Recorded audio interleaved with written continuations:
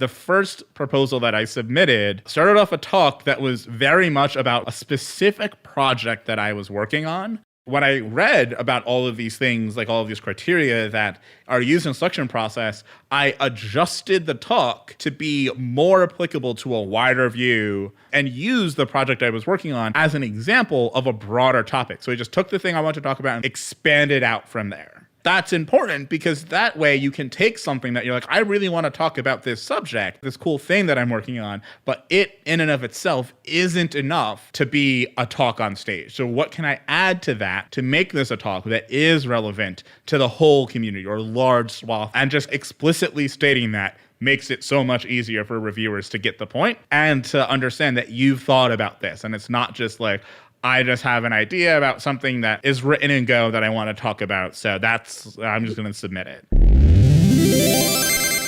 Big thanks to our partners Linode, Fastly, and LaunchDarkly. We love Linode. They keep it fast and simple. Check them out at linode.com/changelog. Our bandwidth is provided by Fastly. Learn more at fastly.com and get your feature flags powered by LaunchDarkly. Get a demo at launchdarkly.com.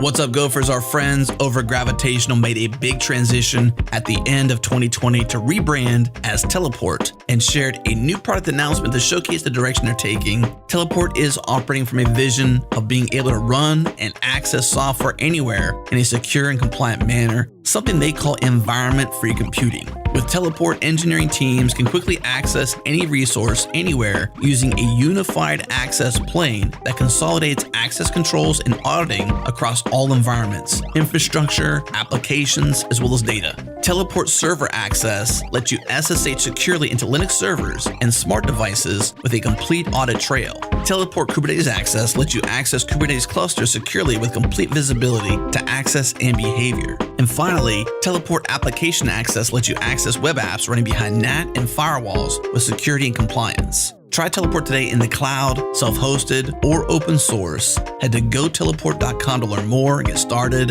Again, goteleport.com.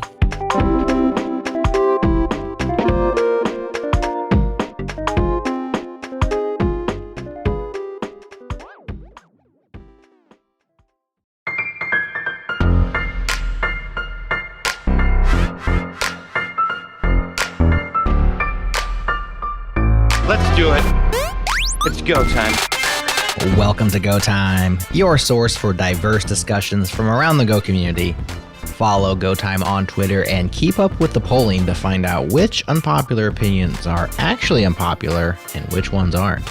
We are at Go Time FM. Okay, let's get into it. Here we go.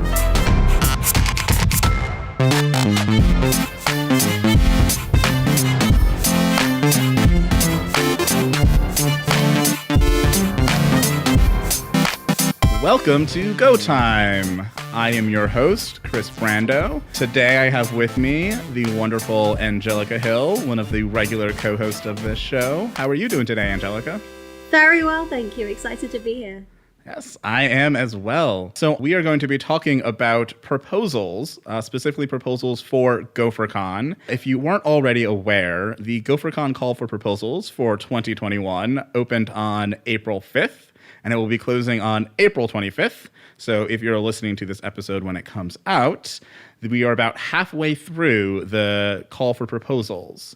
So this episode is to help you, dear listener, craft the best GopherCon proposal that you can. And the format of this is going to be a little different than our usual podcast. Instead of just me and Angelica chatting away about proposals, we're actually going to have my 4-part guide on crafting proposals that has been recently published on the GopherCon blog narrated, and then we will be talking in between those narration points. And so with that, let's roll the first part. Part 1, the basics. What is required in your proposal? A title, an abstract, a description, and an outline. These are the key requirements of any proposal submitted to GopherCon. Let's go over them in turn. Title. This is your first impression on the reviewers, so it's essential to get right. It's the thing reviewers will notice, as well as being the first thing GopherCon attendees will see when deciding what talks they want to attend. Get creative. Make it catchy, funny. You can even throw a pun in there. However, steer clear of the temptation to make it seat bait. Clickbait, but for conference seats. As Dave Cheney put it, avoid 8 shocking things that make your proposal read like a BuzzFeed headline. You can change your title after submitting your proposal, so don't worry too much about it. However, in my experience, a good title can start your creative journey off in the right direction. Abstract. This is your hook, and it's only 300 characters, so every letter counts. Think of it like an elevator pitch. You only have a few lines to excite the reviewer. It's also used on the conference website and agenda, so the abstract needs to attract your fellow gophers to attend your talk. My advice is to make your topic and target audience clear. Description. Here you have space to elaborate and go into more detail on your topic. The more detail, the better. You should include information about the core topic, your target audience, the talk's relevance to the Go community, as well as the impact you hope to have on the audience. Making the case for your talk's relevance to the Go community holds varying importance.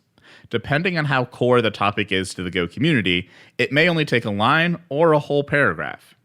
Correctness and achievability are important factors in the selection process, so make sure to include a line or two illustrating why you should be the one speaking about the proposed topic. Dave Cheney advises that you start with introductory paragraphs to set the scene, then give a high-level overview of the talk structure and who your target audience is. Outline. Many just leave this out.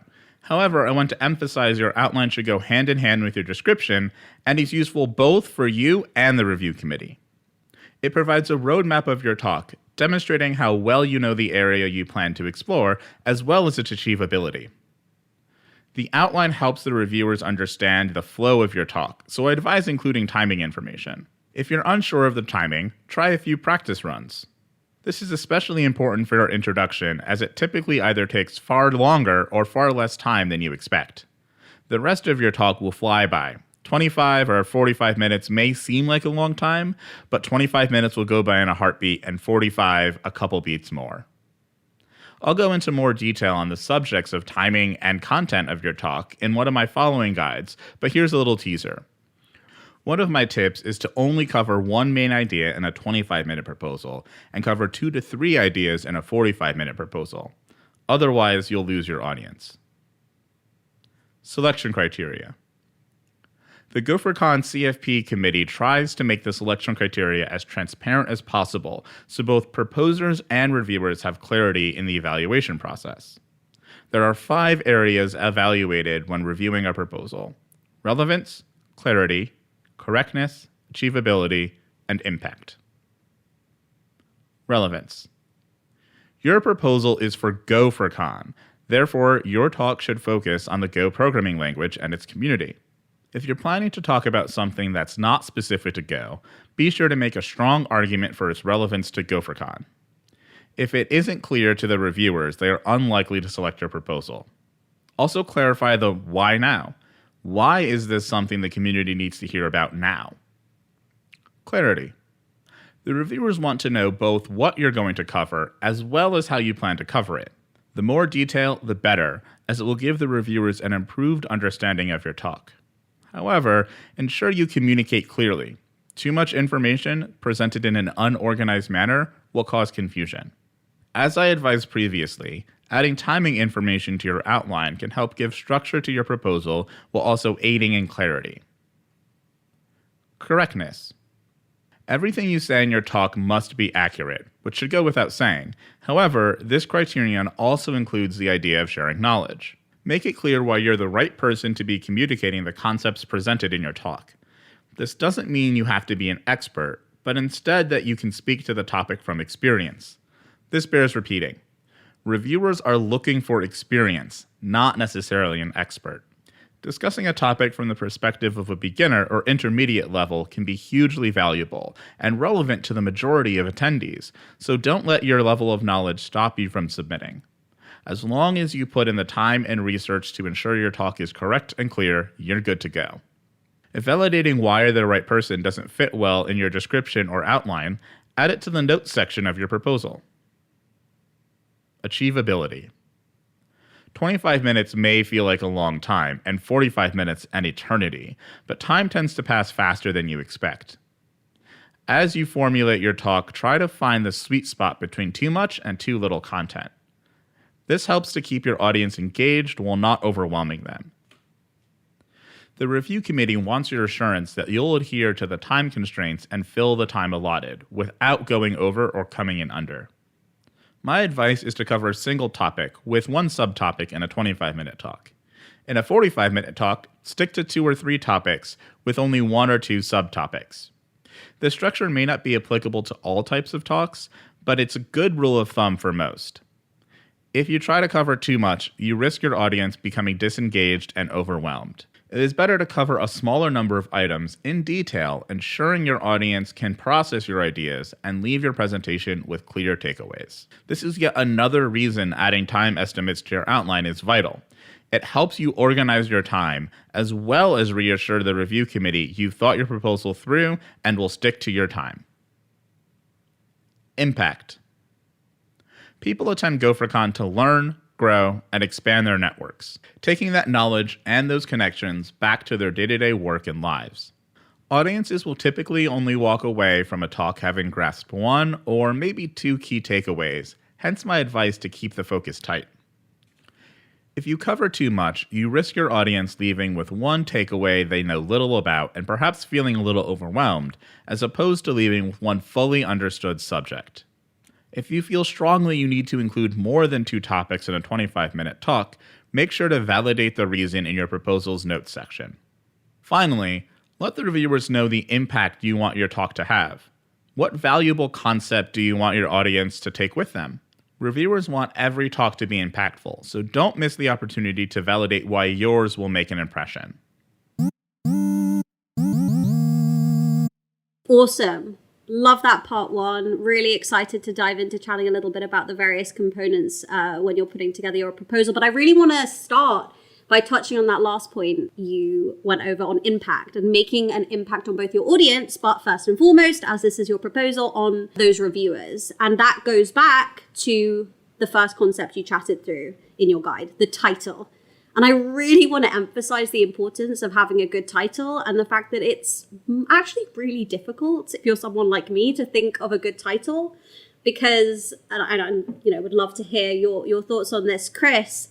I really struggle with thinking of a clever title versus a title that really just speaks to what my topic is. Like, do I put in some puns? Do I try and make it fun? Or is it, in fact, more beneficial for the reviewers getting my point, getting the meat of what my topic is going to be, for me to just put exactly on the can what my talk's going to be about? A thing I've always struggled with is, like, how do I actually go about giving my talk a title that makes sense? I fall on the side of having these really long talk titles. I think my talk last year, it was like a rainbow of gophers building a more diverse community. It was like this really long slog to kind of get all the way through it. But I definitely prefer like a talk or a title that gives you the emphasis of what it is right off the bat. I think clever titles can sometimes be confusing, especially with your word choices. But it is a lot of fun to put a meme in there. Last year I submitted a proposal about load testing, and it was called "Do You Even Lift Gopher?" or something like that, kind of off of the like "Do You Even Lift Bro?" meme. I think like those types of things can be like really, really interesting, and can also like give the reviewers a little bit of a break to kind of just be like, oh, okay, I've just been reading all these proposals. This one looks interesting. So I think like the important thing is to like have a title that is very clear with what it is that you're going to be talking about, and then add fun after that. As I wrote in the piece, and as you just heard me say, like you want to avoid that seat bait title that's just like, I want you to come and be part of this talk. I mean, you sit in the audience and listen to this talk because you're curious about what it's going to be about. I think it's much better to let the audience know up front, like, hey, this is what you're going to learn in this talk, because a lot of the time people already decided that they're going to be part of what's happening at GopherCon. So they want to know and make a rather quick decision about what talk you want to see. And having a good title, in addition to having a strong abstract, is a way to really pull people in. I mean, something that came to mind for me, kind of touching on the whole like seat bait idea, is I know that you talked about in your piece, the fact that you can actually change your title after submitting your proposal. So bluntly, someone who's strategically thinking, how can I get my proposal accepted and then have the best GopherCon talk ever? I mean, I was a little bit tempted to say, how can I think of the best title for my reviewers to give them everything they need? And then I can kind of rewrite it, write a different title if it gets accepted. I mean, do you feel like that is not the right mentality to be in? It's better for you to kind of think through what is going to be my true title, because you also talked about how like a great title can really be kind of the starting block to get you off to the best start, thinking about your whole talk. So really that being the seed of what's going to grow into a fabulous talk. I think it really depends on how you operate and how you like to work. If you're the type of person that wants to have that high level point, here's my title that encapsulates what my whole talk is going to be about, and here's my abstract that's like the thing that people are going to walk away from the talk knowing, then I think spending an extra bit of time on your title and getting it really polished and targeting a little bit more to the audience is a really good idea. Whereas I think if you're someone that like, you could have any title, but you know the concept and you have a little bit more trouble coming up with a good title, don't spend too much time on it. Just get something that makes it really clear what your proposal and what your talk is going to be about, and make it really clear to the reviewers, not necessarily something that's going to be clear to your audience.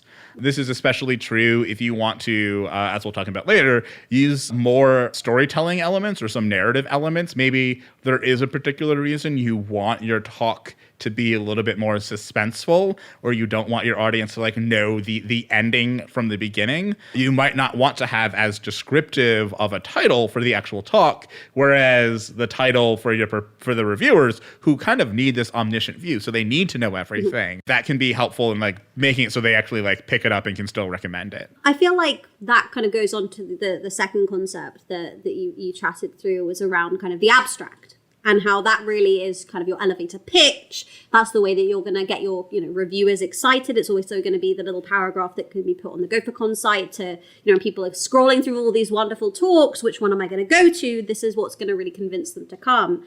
I mean, I've had similar thoughts around that. Is you've talked about how reviewers really need that kind of high level, this is what I'm going to get from this talk, as they're reviewing through, the hundreds of proposals. But for a GopherCon attendee who's going through it, may be tempted to use those kind of narrative elements of, suspense to kind of draw them in and get them interested, and not lay all your cards on the table.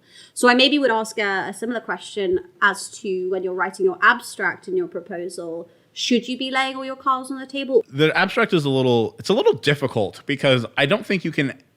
300 characters is not enough to give the basic amount of information for something that's going to be 25 or 45 minutes long. So I think really your abstract just needs to be, this is the general thing I'm going to talk about, and this is the audience that would be interested in this thing. I think that's your first attempt at convincing reviewers that, hey, this is relevant to GopherCon. This is something that GopherCon attendees would be interested in watching. But I think it's like, because it's such a constrained amount of time, there's not a lot of space to kind of get into the detail or like ruin suspense or anything like that. You can still use a lot of those elements while still having a pretty clear abstract. So I think in the abstract, like unlike the title, you want to be clear because you want to be upfront with people too. No matter like what storytelling or narrative elements you're using, you don't want to wind up in a situation where someone winds up in the audience and they have no idea what you're saying because they thought that this might be beginner talk, but it's actually a very advanced talk. So you want to make sure that it's clear. That's like, hey, when someone reads the abstract, they want to know, is this a talk that I'm going to get something from? And that needs to be clear to them, even if, as I just said, you want to have that nice element of suspense or surprise or whatever it is in your talk. So is it important, just to that last point, to put in very clear kind of, this is intermediate, this is beginner, very clear leveling in your abstract? Absolutely. I think it's important to just kind of come out and say it. I think that's the place it fits. It usually doesn't take too many words to fit it in there, since that will ultimately be the thing that attendees see, because it's generally just reused, and writing something that concise is not something you really want to do more than once. If you're up for rewriting your abstract at a later date, that's something that you can likely do. But I would say, unlike your title, you should be focused on getting the abstract right from the beginning, so you don't have to kind of fiddle around with 300 characters. Because Once again, that is a very small amount of text. And I'd like to just take a beat on the leveling point, just because I'd say two things. This is really important for you to think through seriously, especially if you're saying your talk is accessible to newbies and beginners, both when you're writing your proposal, but also when you're thinking about your talk, for two reasons. One, I go to a talk, and I have gone to talks that have said, perfect for newbies. I've gone to them excited, ready to go, and been lost after the first 5 minutes. And that's really put me off. That's really made me think, and especially in the very early days when I was assessing, is Go the right language for me? I was sitting at talks going, oh, if this is newbie for Go, this is not accessible. And I could have well turned around and be like, no, Go's not for me. Similarly, as someone who kind of this year, I'm reviewing some of the papers for the first time, as a newbie, my point to make in reviewing is checking, are the talks that say they're for newbies truly for newbies? If I see in your abstract, this is perfect for newbies, and then I get into your description and I can see that you've not really put that thought and that effort to really understand, is this truly for new people to go? It puts me off. And I'm not going to be as excited. And had you just put this is for intermediate, great. I think certainly from my perspective, there's a slight temptation that because we emphasize that you want to make your talk as accessible as possible, I feel like a lot of people say that their talk is accessible for kind of newbies and kind of try and find a way to frame it. Really, that's really not something that you should do. If your talk is intermediate, own that. That's great. That's wonderful. We're looking for really rich, interesting topics for intermediate, for expert, and yes, also for newbies. But if you want to really go into the weeds on a technical topic, do it. Really own that. I think you put it perfectly there. Your abstract, it needs to match your description. You can't just have wishful ideology being like, I wish that this was for newbies, and then have it be super, super complex. And I will admit that writing talks for new gophers is not simple. It's not easy. It takes a lot of energy because you're usually not a new person that's going to give a talk about a thing. So you have to remember what it was like to be a newbie, even though you are not anymore. So definitely if you're thinking, hey, I want to give a talk geared toward new gophers, understand that that's probably one of the hardest talks to put together and one of the hardest talks to give because of that kind of disconnect between what you know now and how you got there and kind of forgetting that. And I think that leads us into talking about the description. Definitely when I started writing proposals, this was kind of the most open-ended part of the proposal. It's just you put everything else. The title is nicely structured. You only have a few characters there. Your abstract has only a few characters, and then there's everything else, and you're like, well, what goes in here? I kind of got into that in the blog post, but I'd be interested to hear what your thoughts are on that, Angelica. Yeah, certainly as someone who can endlessly babble, and bluntly, when I first wrote my GopherCon proposal for last year, it was, no joke, about 12 pages long. I think the key here is to really root yourself in those kind of review principles that you've outlined so well in your post, is that you want to read through and make sure that you're hitting all of the core points that people are going to be looking for when reviewing, which is relevance, clarity, correctness, achievability, and impact. Honestly, the way I did it is I literally put those as titles in a Word document. And I made sure I had a paragraph that would touch on each of these. And then I did 2-3 paragraphs on the actual meat of what my topic would be. The key here is reviewers are going to read every single word of your proposal. But if you do not engage us, we're going to get to the end and kind of not be as excited as we were at the beginning. And that for me is the key point here. If you write your description and it's really long, but you read it to a friend and they remain excited throughout, great. But if you read it and you're finding yourself kind of getting into a monotone, kind of ba-dum, then I would ask that you step back and you try cutting some stuff out and reread it, rewrite it. So this is really where, kind of to take another great advice that you had in your post, Chris, reviewing is really important.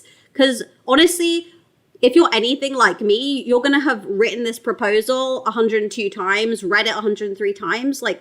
no matter how amazing your proposal is, you are going to get bored of your own words. That is not a reflection that your talk is not interesting. The people coming to your proposal, reading it for the first time as a reviewer, will be excited. But I think it's about working out what is just you reading your proposal too many times and getting a bit bored, and what is like genuinely, I need to cut this or I need to rewrite it in a way that's going to re-engage. But it's difficult. I mean, honestly, I wish I had like a secret sauce, but the description is honestly the most difficult part.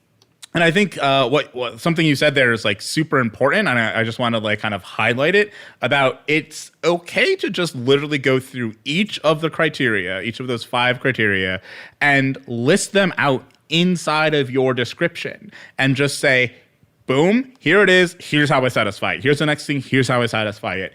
That, as a reviewer, is super refreshing because now you're not hunting around in a paragraph of text trying to discern, this doesn't seem achievable. Like, how is it possible to achieve this? Or like, I don't know. Are you sure you're correct in the way you're approaching this? Or how is this relevant? It's like the best way to kind of quash any relevance questions is to literally write out, this is how it's relevant to GopherCon in the Go community. That just makes everything so much easier for everybody involved. And I think it can really help proposal writers kind of guide themselves in the right direction and understand, like, is this talk actually relevant to GopherCon? You're writing a proposal for GopherCon. It is a Go conference. So I mean, you might write the most interesting proposal about a technical concept that's very relevant to the broader software engineering community, but unless you root it in Go and why gophers should care and be interested in this topic, you're going to be less likely to be accepted as a speaker, because when we're going through, as you see, one of the core concepts we're looking at is relevance to the Go community. So really explicitly stating this is why gophers should care and will care is so, so important. And it can be one line, it can be one sentence, it can be a paragraph, really depends on your talk. So I want to be very clear. We're not saying that you cannot do a talk that is applicable to other languages, but just make sure that you make it very clear why it is, in fact, especially relevant to Go. You're going to be giving examples in Go and rooting it in Go. Yeah, exactly. And I think, too, that this whole, our conversation around this description also leads directly into outline, which I have to say, as a reviewer, I've been a reviewer for GopherCon multiple years now, and I'm a program chair now, all of us are always like, please give us an outline. Like, you don't have to have written the talk, but if you just give us an outline, it's tremendously helpful. It gives us a whole new amount of information that is not really accessible with just prose. Like, you can't get the same types of understanding of a talk from the written prose that people tend to do in the description section. If there's nothing else you take away from this whole part or from this whole podcast, please write an outline with your proposal. Also, please include estimated timings. Like, they could be like, wild timings. Like, sometimes you might be like, I could talk about this thing for like 5 minutes or 15 minutes. I'm not sure. That's okay. Like, you don't have to, like, if you're putting a talk in for a 45-minute slot, the timings of your outline do not need to add up to 45 minutes. They could add up to 50 minutes or 55 minutes. Try not to go under. Like, under probably means you need to flesh out your topic some more, or that you're very much underestimating how long it's going to take you to explain something on stage.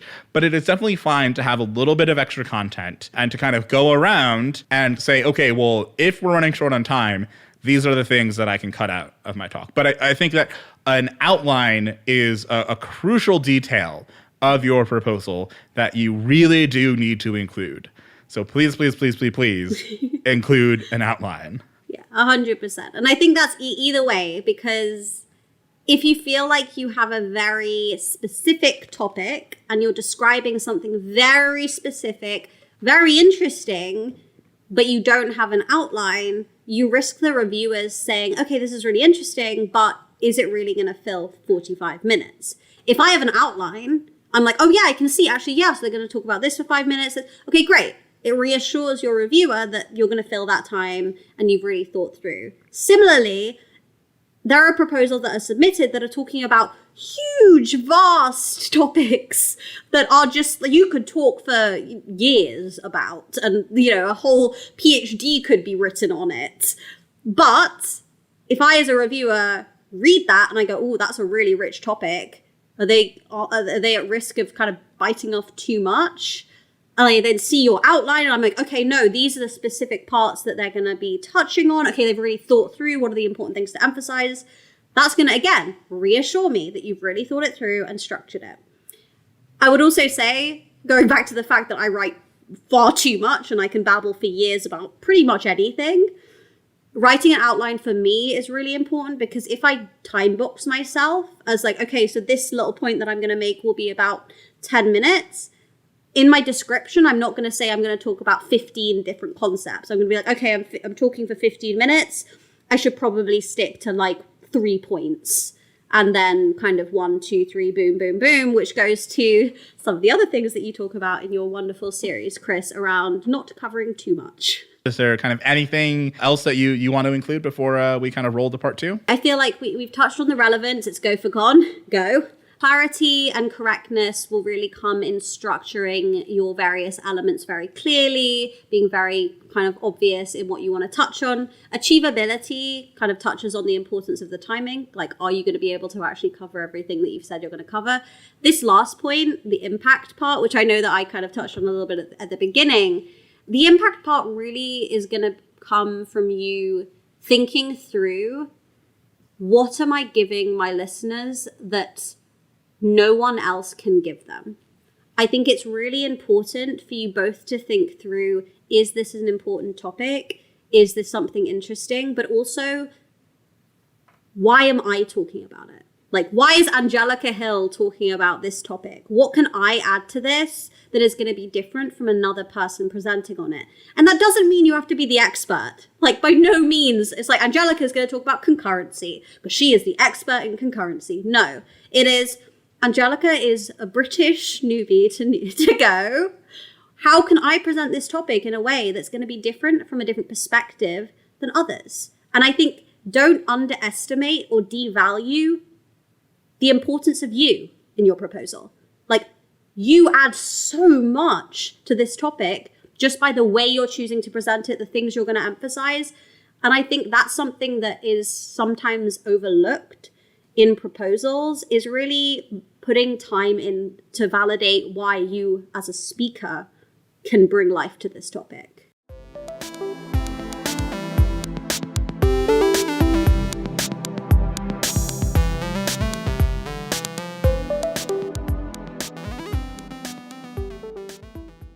This episode is brought to you by our friends at O'Reilly. Many of you know O'Reilly for their animal tech books and their conferences, but you may not know they have an online learning platform as well. The platform has all their books, all their videos, and all their conference talks. Plus, you can learn by doing with live online training courses and virtual conferences, certification practice exams, and interactive sandboxes and scenarios to practice coding alongside what you're learning. They cover a ton of technology topics: machine learning, AI, programming languages, DevOps, data science, cloud, containers, security, and even soft skills like business management and presentation skills. You name it, it is all in there. If you need to keep your team or yourself up to speed on their tech skills, then check out O'Reilly's online learning platform.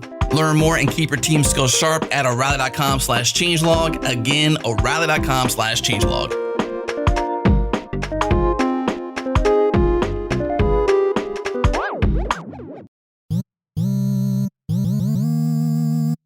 Part 2, storytelling. When you step on stage, you become a storyteller. Just because you're not acting doesn't mean you can't employ the same techniques that have been used for centuries to captivate your audience and tell great stories. Before the stage, though, you're storytelling on the page, weaving the narrative of your talk through a proposal. But how do you achieve this?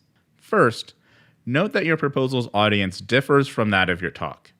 The former consists of a group of Go community veterans who read hundreds of proposals to organize an exciting and intellectually stimulating program.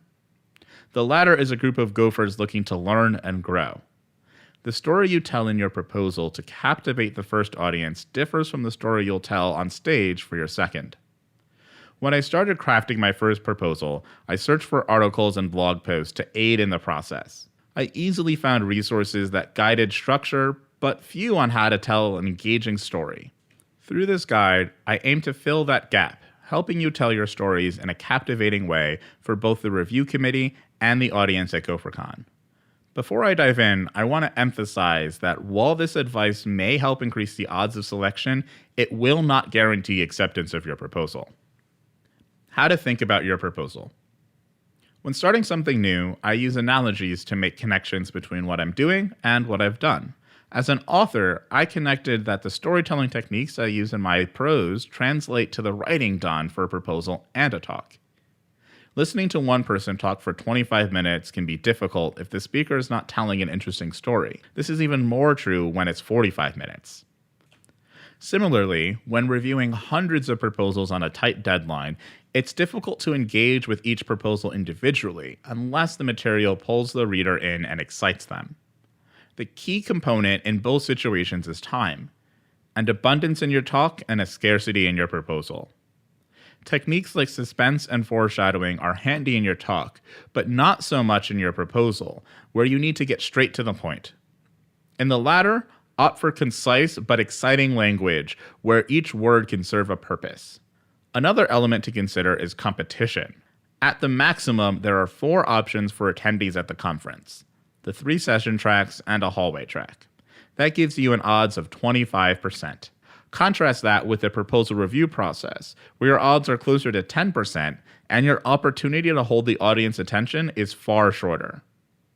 Holding that attention requires not just writing in a concise manner, but also adding elements to your proposal that set it apart from the rest, and this is where storytelling elements are helpful.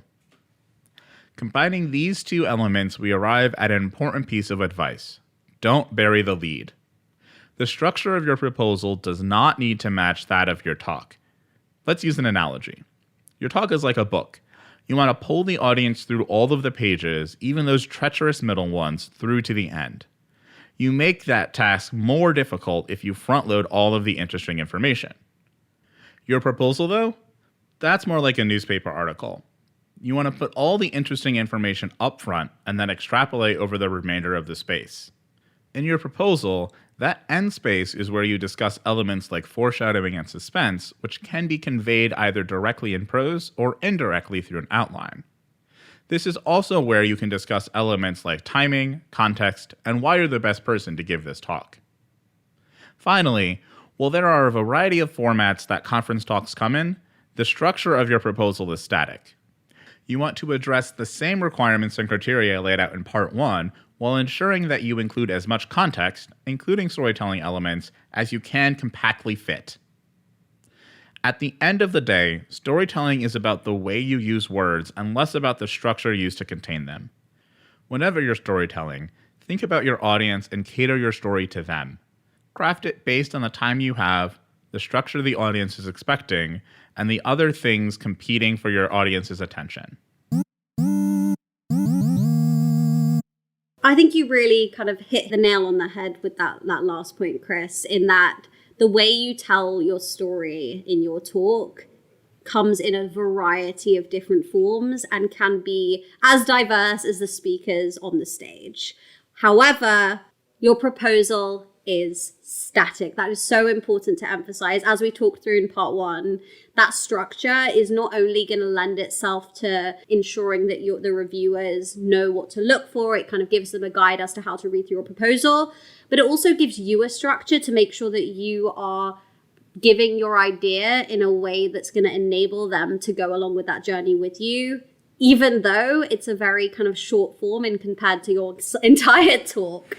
So I'd really emphasize that, although it is very important for you to express your individuality, as we talked about in Part 1, like you are part of the proposal, really do try to stick to the form in the proposal, and tempting as it may be, not kind of go off on tangents and get too creative. That's really what you can take liberties in doing in your actual talk. I don't know whether, Chris, having done so many talks, I'd love to hear a little bit about how you brought in some of your kind of creative elements as a writer yourself. I've generally not used a lot of storytelling elements. I think, knowing what I know now, I wish I had worked in more narrative storytelling elements, kind of leaned more into it.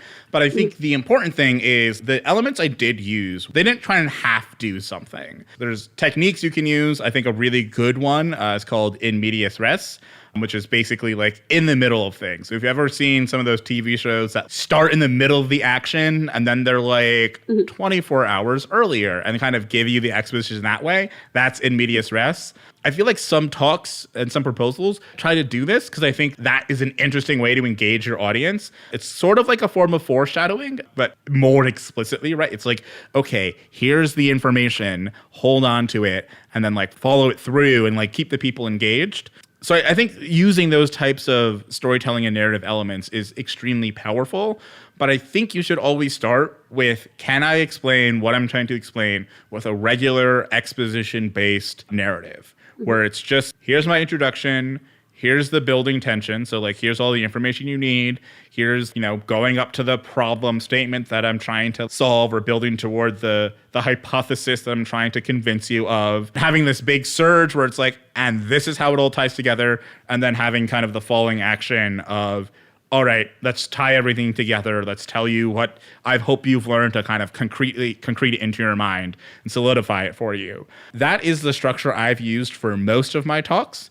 I think it works very, very well. But I think there are certain classes of talk where it's like, if you did that, you would bore your audience to no end. They'd be like, where are we going? What is happening? I've had that experience myself where I'm sitting and watching a talk and I'm like, but what's the point? Where I don't understand. Like, where are you leading me? Please help. And I think that's a situation where you want to use some more of those kind of narrative techniques to be like, hey, boom, we're here.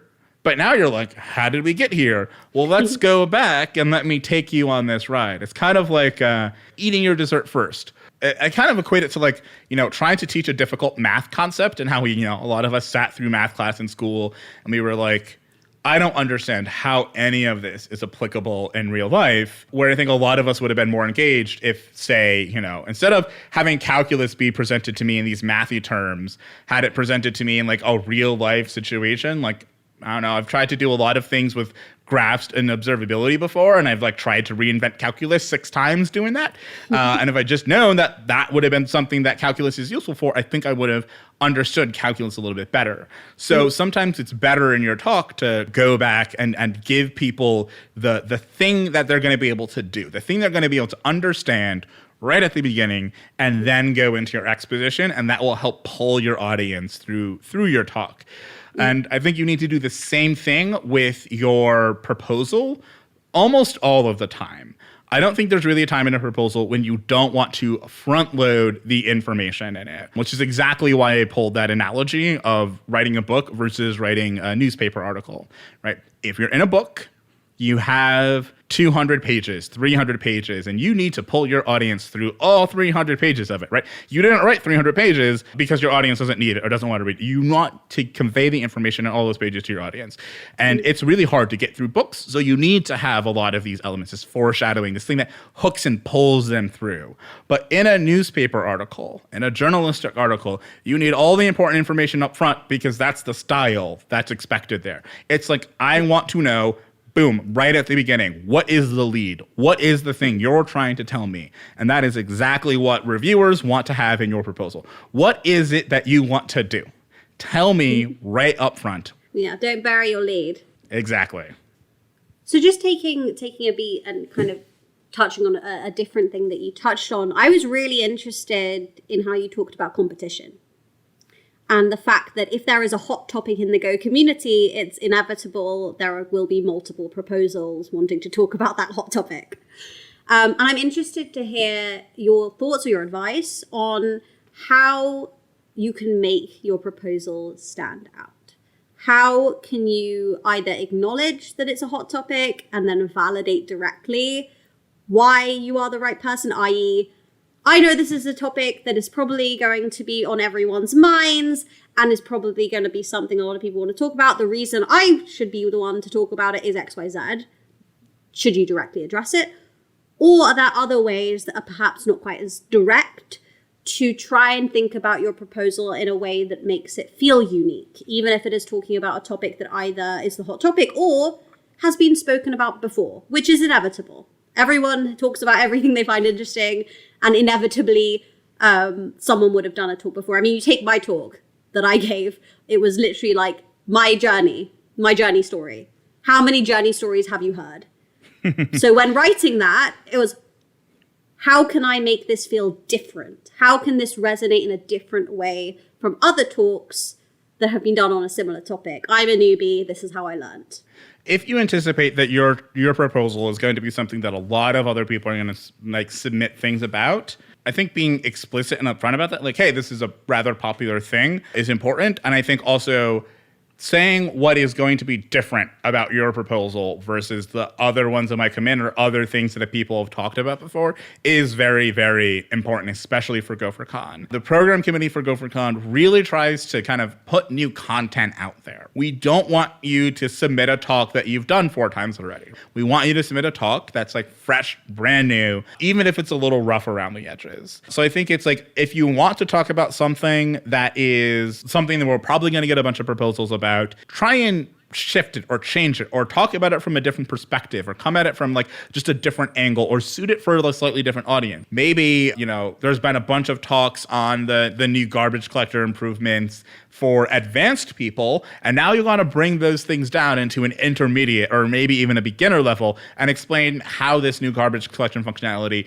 helps new people to go or intermediate gophers write better code. So you can take these topics that might be very competitive and you can kind of twist them and change them into something that is like less competitive at the end of the day. And I also think too, the quality of your proposal means a lot if you're in a very competitive space.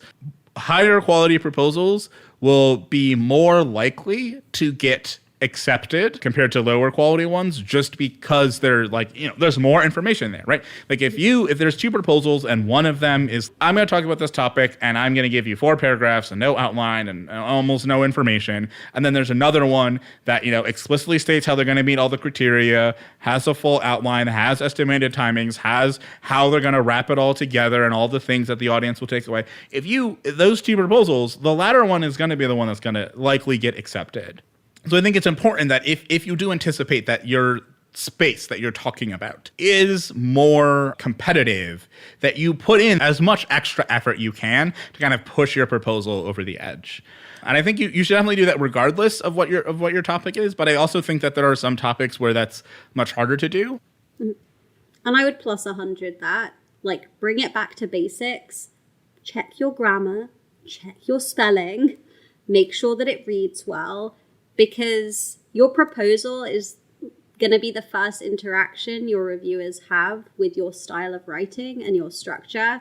And if I see a proposal that is beautifully written, structured well, they've clearly put a lot of thought into their word choice, their grammar is on point, I'm going to have a lot of faith that talk is going to be crisp, polished, beautiful, slides, no punctuation errors, no spelling errors. A lot of thought is going to go into that talk.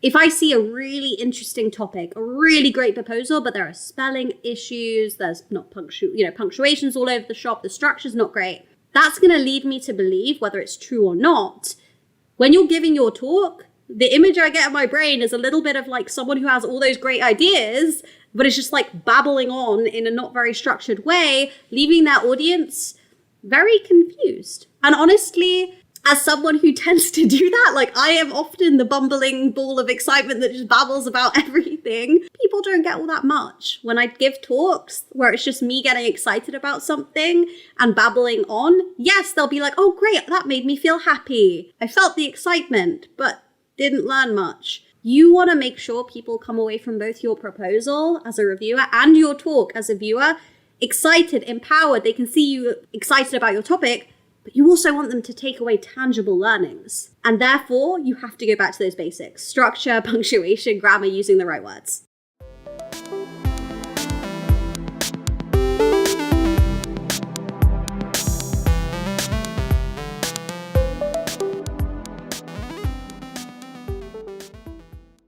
This episode is brought to you by SourceGraph. SourceGraph is code search for every developer and team. Easily search across all the code that matters to you in your organization. Find example code, explore and read code, debug issues, and so much more. And I talked with Byung Lu, CTO and co-founder of SourceGraph, and asked him to share what code search is, what developers and teams are missing out on, and how SourceGraph provides code search to every developer in the world. If you've worked inside a Google or a Facebook or any one of these really big, well-respected technology companies, chances are you've used something like code search before, and you know the value that it provides to your team. You know that almost every single engineer inside these organizations uses it on a daily basis. If you've never had that experience, chances are you may not know what you're missing out on.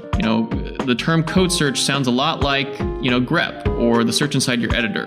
And that's what a lot of people think when they first hear it. But it's really about much more than that. It's really about connecting you as a developer to the broader universe of code and code-related data that's relevant to you, that you need at hand in order to enter that, magical flow state of, being in your editor, writing code quickly, making rapid progress towards that feature or bug fix that you're working on. It's really about making all that contextual information accessible at your fingertips. And what that means is think about every single repository, every single file, and every single language, every single diff, and every single open source dependency or maybe closed source dependency that's shared across your organization. All that is searchable through a single text box. And that's really powerful because it means all this friction is eliminated between you and understanding that broader world of code. You don't have to clone stuff down to your local machine. You don't have to mess around with editor config.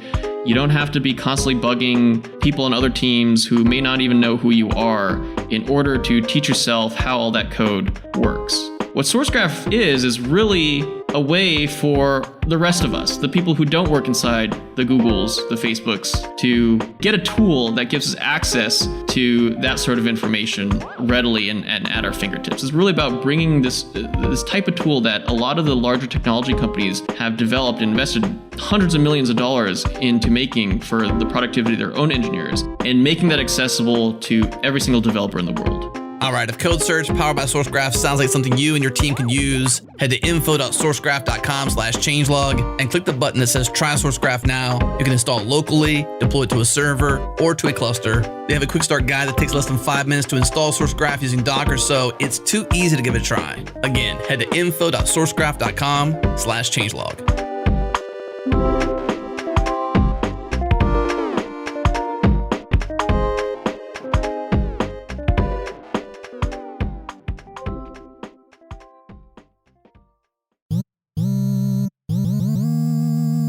Part 3. Advice.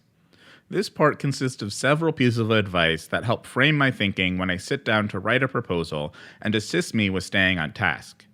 Together, they'll help you with adding the final touches to your proposal. Paper time is slower than talking time. The time it takes for you to go through your talk on paper is notably different from the time it's going to take for you to present it on stage. Time passes quicker for some and slower for others, so be prepared for either to happen. While you might nail your goal time in practice runs, when you're on stage, you'll rarely hit the same mark. So plan for that in your proposal, even if you already assembled and practiced the talk. I often have more material than I can fit into the allotted time, but you may not. Either way, the key is to plan for running over or under on time. How do you do that? Start with labeling each section of your outline in your proposal with a range of times. Next, choose some sections you could skip or include depending on how much you run over or under. This provides you crucial flexibility. Labeling this in your proposal lets the reviewers know that you've thought about this scenario. Your audience is fresh. By the time you're on stage, you'll have practiced a number of times and the material may start to feel stale to you.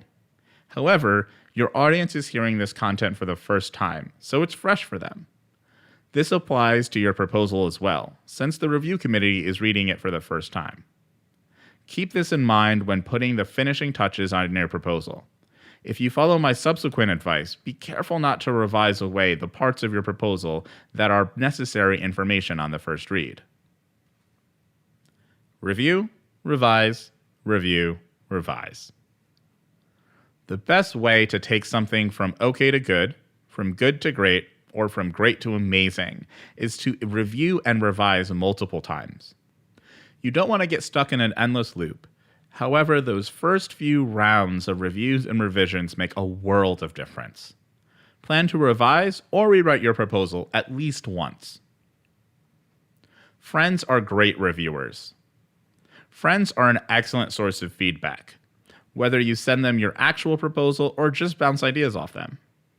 They can serve as first-time filters for your ideas, ensuring the story you have in your head is translating well into your proposal. They don't even have to understand the topic.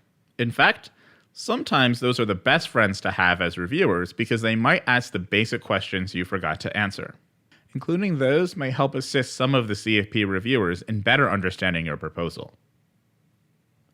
Read aloud.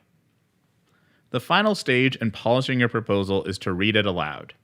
Since you are the person closest to the material, your brain is likely skipping over words in the proposal, making connections that aren't written, or any number of similar things.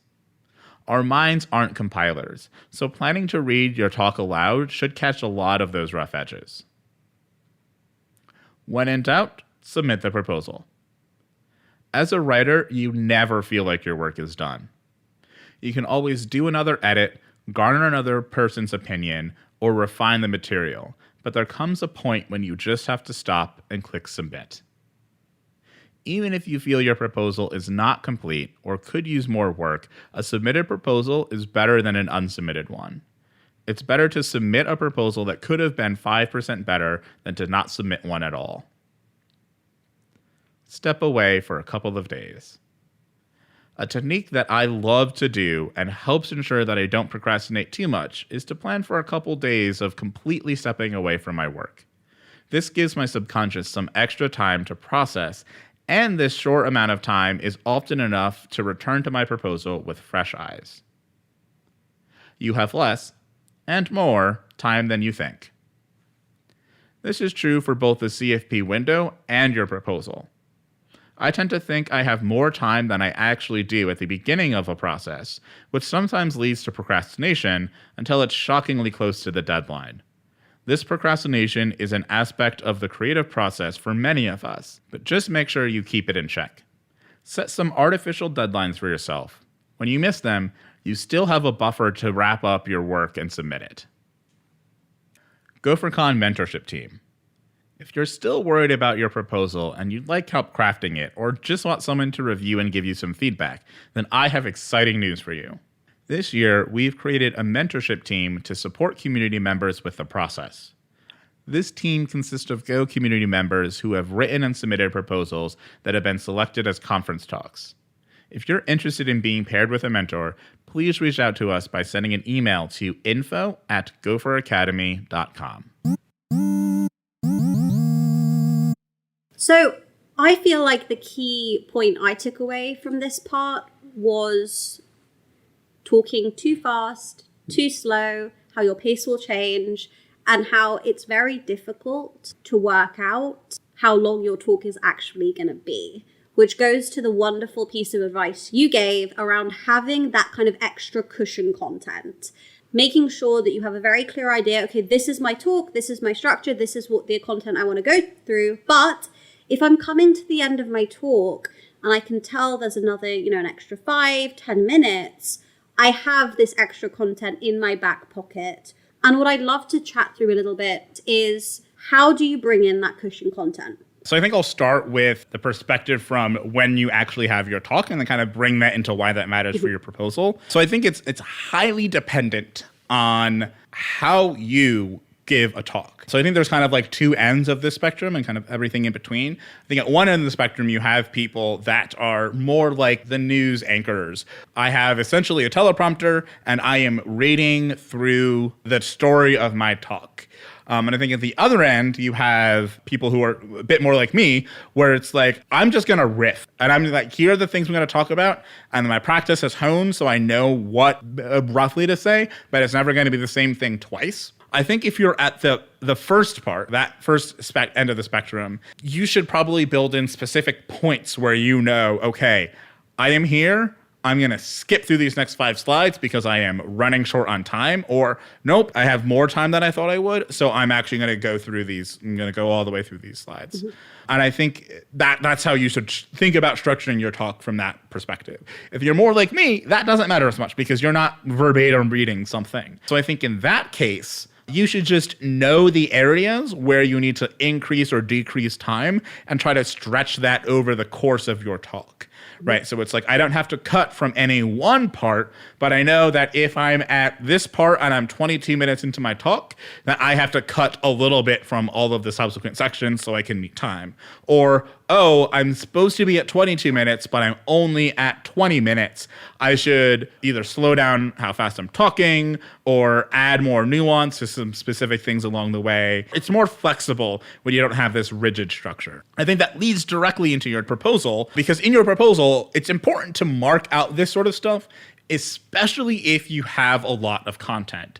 And I think, as the saying goes, it's like better to have more than to have less. So you want to start off with putting in as much information in your proposal as you can, because if your proposal comes up short, that is definitely something that the reviewers will ding you on. They'll kind of be like, there's not enough content here for a 25-minute talk or for a 45-minute talk. And then you'll be kind of stuck, because reviewers can't be like, oh, well, we think that they'll add more content.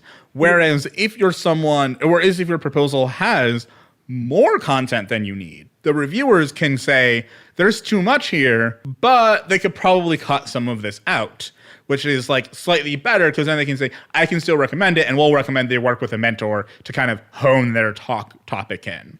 Where this becomes important is if you, in your proposal, mark down, hey, here's all the things I want to do. Here are parts that I will cut out if I'm running low on time.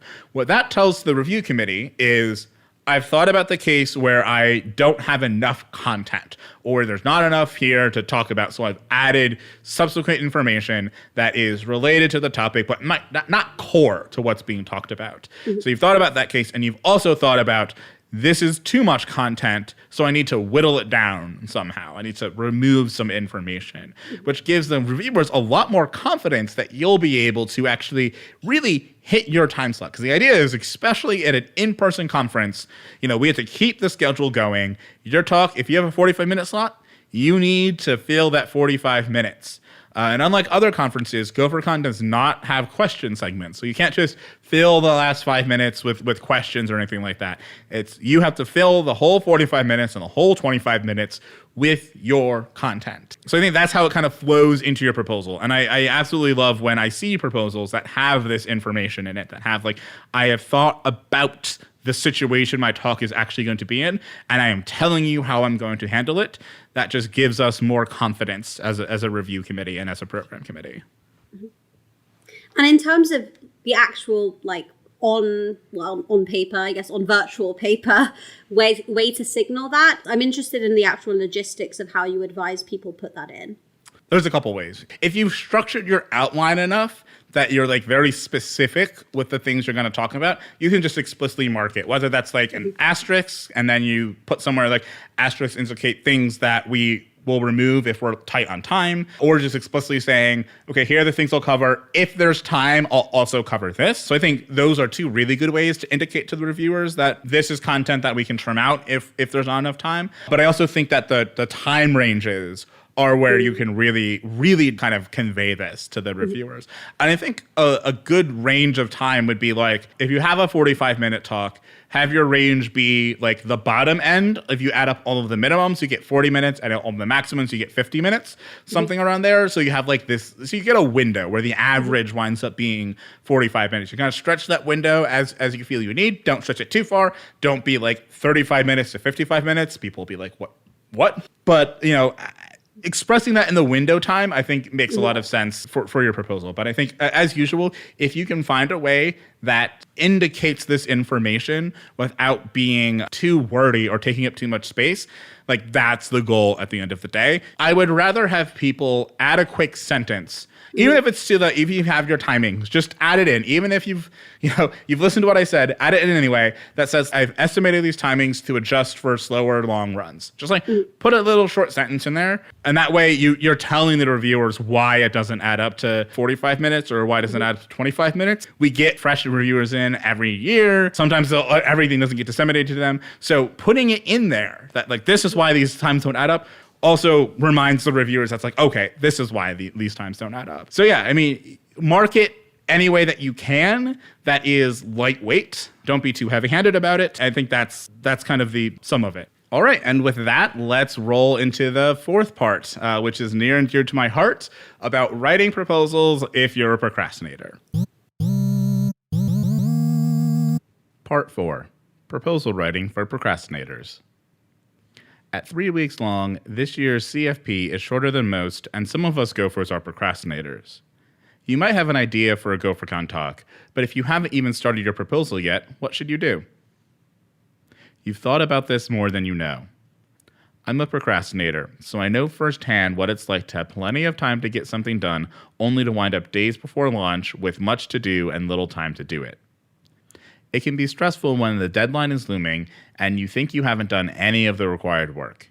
However, I've discovered that when I procrastinate, I'm not fully tuned out of whatever I'm avoiding. Instead, I'm subconsciously processing it. So if you're like me, trust you already know what you want to say, but you just have to form the words. This shift in mindset usually helps shake off the stress and enables you to make the most of the time remaining. Keep it succinct. Most of the proposals for GopherCon are received in the last 48 hours. This means that there are sometimes more than 100 proposals that need to be reviewed in a short period of time. Keeping your submission succinct will hone your focus on what is important to the reviewers.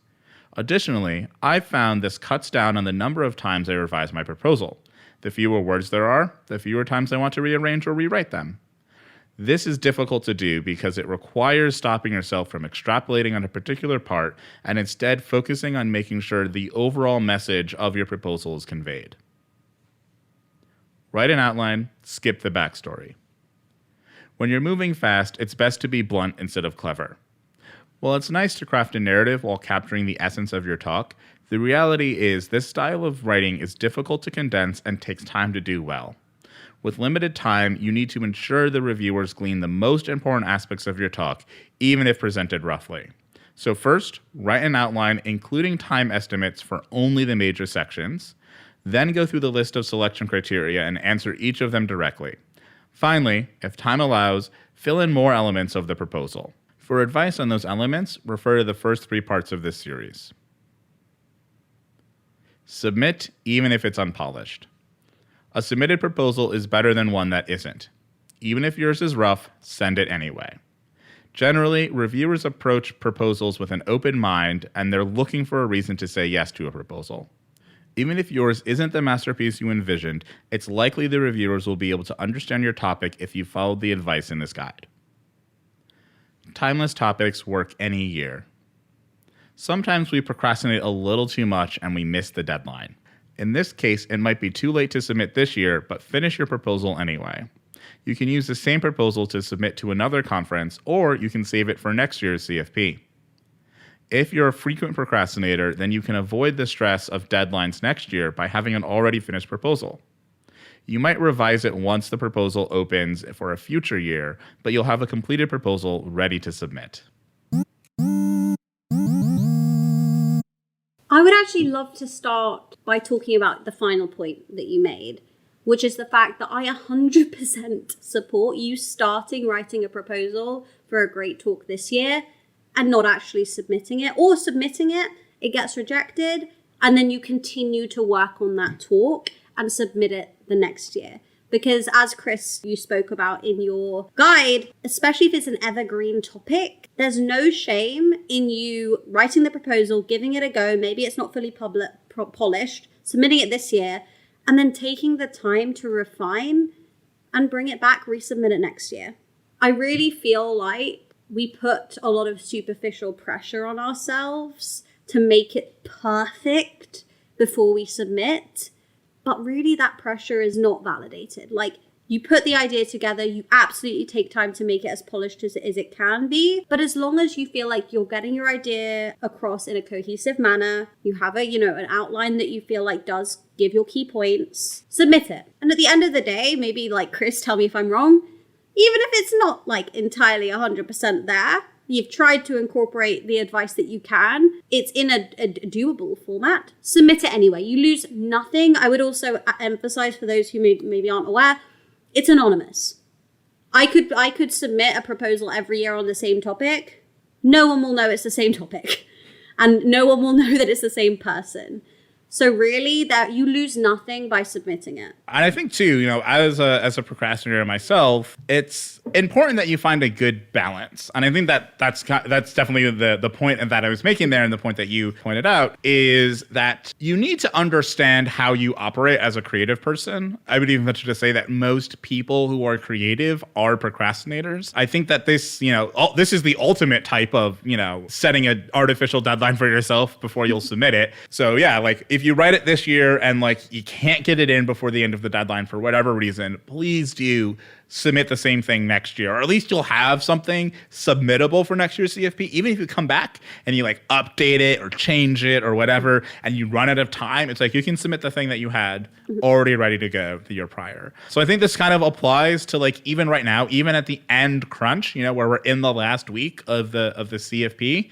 I think it's important. Set yourself an arbitrary deadline, right? If the CFP closes on Sunday, set your goal for when you want your proposal done. Pretend as if it closed on Saturday. For me, it closes on Saturday or it closes on Friday. I need to have it absolutely done and polished and finished by Friday. And then you've just given yourself 2 days to clean it up. Or you can even go as far as actually submitting it on Friday and then going back and cleaning it up as necessary. I think it's also important to kind of touch on a little bit of why people procrastinate. So I think sometimes it's, there's this idea that like, oh, you're just lazy, or oh, you're just not organized enough to get things done in a timely manner. And I want to emphasize that is not the case with most procrastinators I know. I know for myself personally, I'm thinking about the topic. I'm doing this deep processing with this creative part of my brain that is nonverbal. So I can't just demand that it comes up with like the creative output I so desire. I can't do that in a timeline. I have to sow the seeds and say, please think about this, please process this.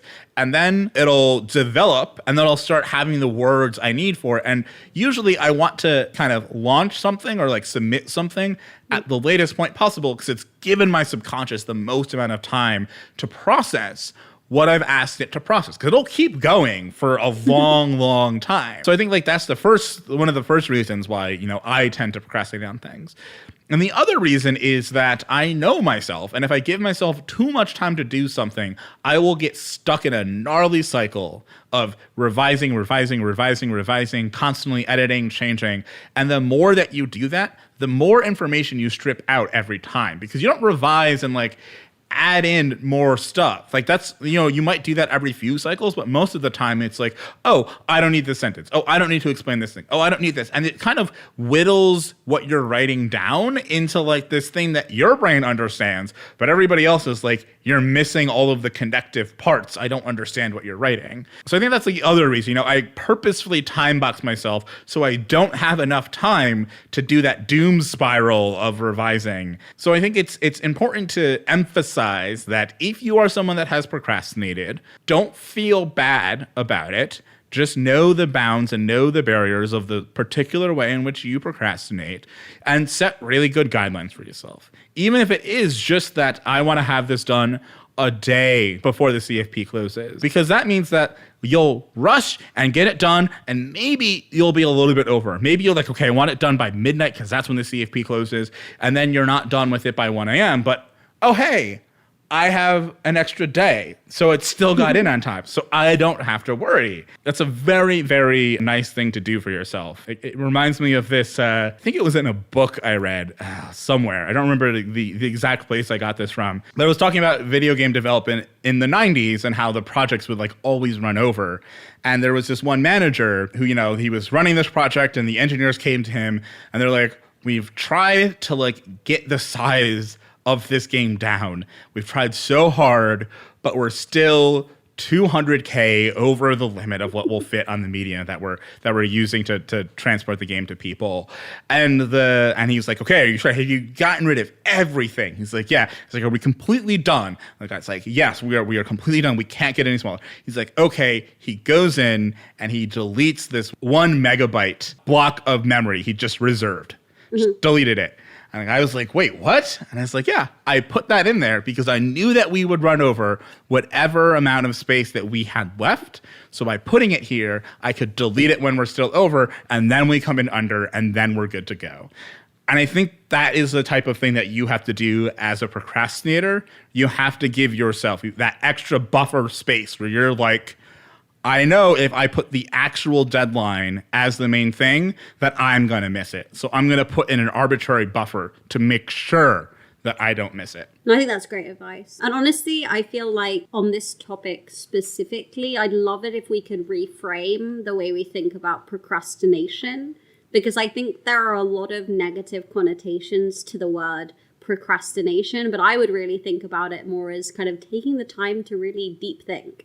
And giving yourself the time to really think through your idea, assess it, giving your brain, as you said, subconsciously or consciously, the time to think about one idea over a period of time, develop it, make sure it's interesting, have a multitude of different opinions on your own topic before you submit, put it forward. Honestly, as someone I am not a procrastinator, I am someone who has a massive bias for action.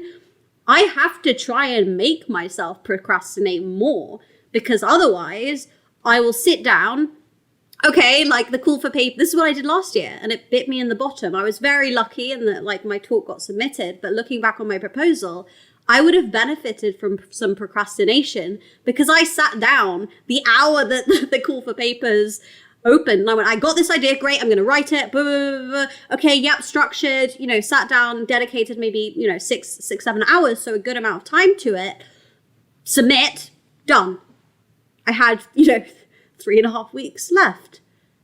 In that time, I was thinking about my talk, and were I to have gone and written my proposal and submitted it, like even a week after I actually submitted it, it would have been slightly differently framed. I probably would have written a more clean proposal. My idea was more developed. So I think the advice that kind of I certainly took away from your post, Chris, was really about starting early, meaning start thinking about the talk early, but give yourself that time. And yes, submit late with your fake deadline, because you lose a lot by pressurizing yourself to just go, submit. Because to develop a truly interesting, engaging, high quality proposal and talk, you need to give yourself time to think. I think the term for the opposite of a procrastinator is a precrastinator.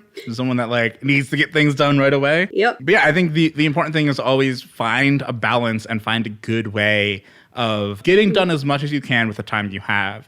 And I think that too means that if you're listening to this on the last week of the CFP, if it's Tuesday, you still have plenty of time to write a proposal. Literally after this episode's done, open up a document and just write down the core parts. Write a title, write a quick abstract, write a description that is just the criteria that you need to meet, and write an outline. And then you can just put it to the side.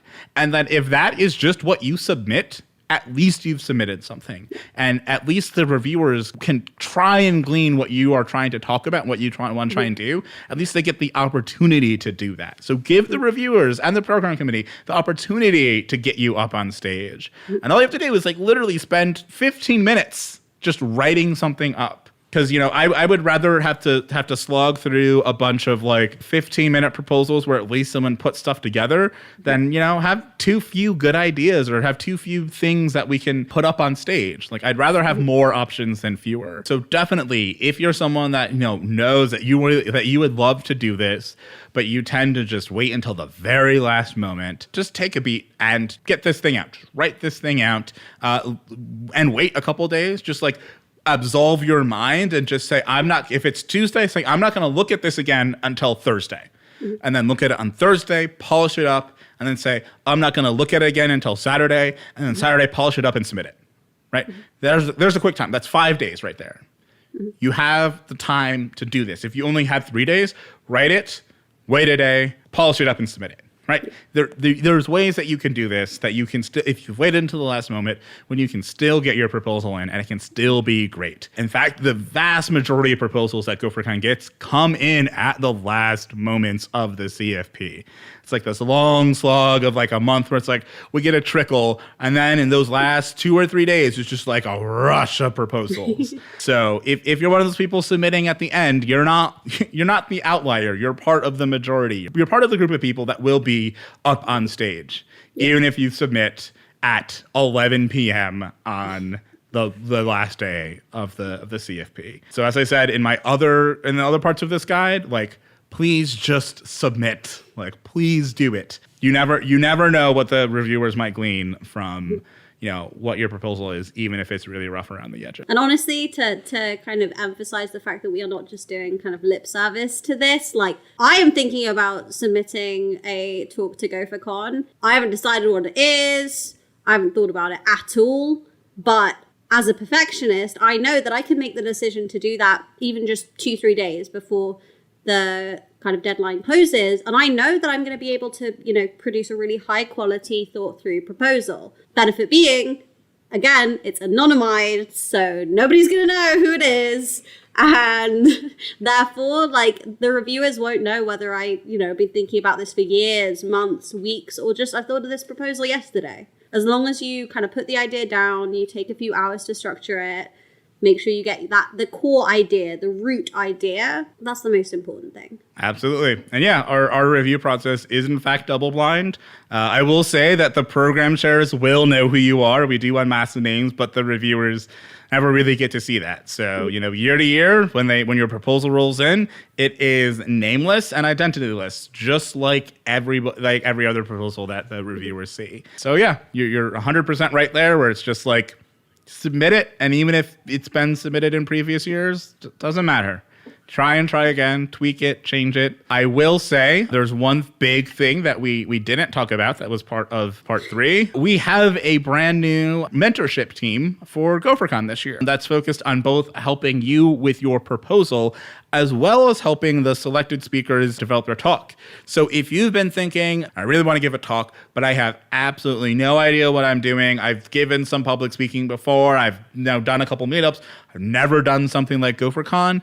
Submit anyway. You can email us at info@gopheracademy.com, and you can get paired with a person that has written plenty of talks, submitted plenty of proposals, and been on stage many times to give you some good feedback on your proposal or on your talk if you get selected, to help guide you through the process of developing a great talk. So if you're worried about not having the resources to actually be able to develop a talk, you have no idea how to write one, don't worry, we have mentorship opportunities for you. GopherCon does have a preference for people that are new to GopherCon speakers. So if you haven't spoken at GopherCon before, or have only spoken at meetups or local things like that, and you want to, make a break into the national scene, GopherCon is a great conference for you to do that.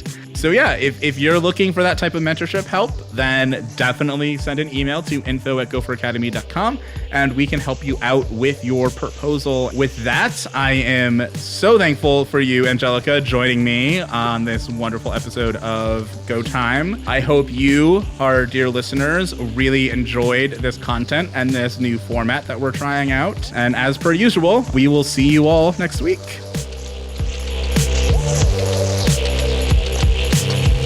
Thanks for listening to the show. We appreciate your time and your attention.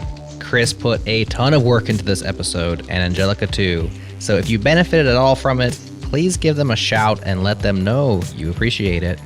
Go Time is produced by Jared Santo with music by the mysterious Breakmaster Cylinder. We are brought to you by awesome sponsors. Special thanks to Fastly, Linode, and Launch Darkly for their support. Next time on Go Time, John and Chris welcome Adam Woodbeck to the show for a deeply technical discussion of TCP and UDP. Adam is the author of Network Programming with Go, which is a fresh release from No Starch Press. And yes, we have a few of the print editions to give away, so stay tuned for that one. It's coming at you next week.